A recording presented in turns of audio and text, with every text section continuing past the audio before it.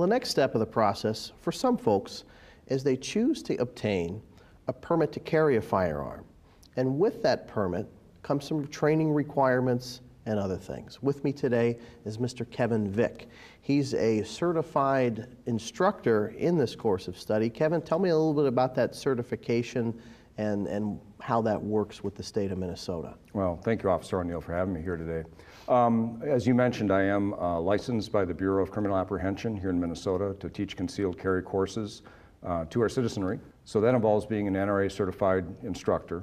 And we have a criteria that we have to meet in order to make sure that our students are trained in a safe manner, understand the responsibilities of carrying safely within the community, and then good habits and safety as well.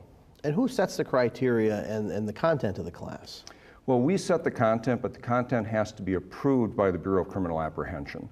So they go through it and make sure that we are covering what's required by law to make sure that our citizens are carrying in a safe and proficient manner. So definitely anyone who teaches this class, it's generally a pretty complete course. There are some different variations of it, but yes, the basics have to be the same in all of the coursework. And when somebody signs up for one of these classes, tell me how it works. What kind of things do you teach them? Well, what we do is we go through a lot of safety issues initially as well. It's not a basic course. We ask that our students have a background in firearms, that they have done some shooting. So it's not a starter course. We have courses designed for that. So we assume that our students are proficient to some extent in the use of a handgun. We don't allow any handguns or any live ammunition in the classroom. Safety is paramount in our training. And we go through the laws regarding where you can carry, where you cannot carry legally, where you can carry legally, but there may be some restrictions. And then we spend a lot of time on the seriousness and the laws regarding self-defense, being able to use self-defense to defend yourself or another in terms of great bodily harm or threat to your life, and then what the consequences of that action might be. So this is not just a class that covers target practice and marksmanship.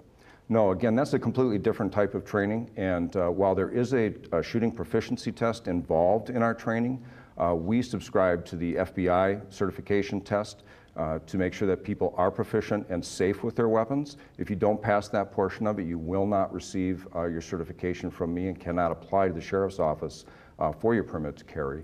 But that isn't the intent of our training. Our training is about making sure that people understand how to carry safely and responsibly. And any words about safety with firearms around the house? Absolutely. When you are in a carry situation, obviously when you get home, you're in a situation where you need to clear your weapon. So we go through the right ways, the wrong ways to do that, the dangers that can be involved in that, to make sure that people are doing that safely, and then also that they're storing their weapons safely. As you know, it is illegal to allow anybody under the age of 18 access to a handgun in the home. And so we also will talk to people about what's the right way to store and to secure firearms. Sounds like a very complete program. When folks are finished with this and they receive the certificate from your training, where do they go next to get that permit? Well, that certificate allows them to go down to their local sheriff's office in whatever county they happen to be in. Here it would be Dakota County. And you submit an application along with the certificate to the sheriff's office. They will do a background check on you. They will collect a fee for it. And then they will, unless there is some reason that you're not legally able to own a firearm, then they will issue a carry permit that's good for 5 years. Very good. Well, it's a lot of good information, and we thank you. If folks are looking for more information from you, any place they can contact? You can reach us online, www.cruciblearms.com. It's all one word. Would be happy to answer any questions people might have. Very good. Well, Mr. Vick, thanks for your time today. We appreciate you talking to us about your program. Thank you, Officer O'Neill. I appreciate the invitation.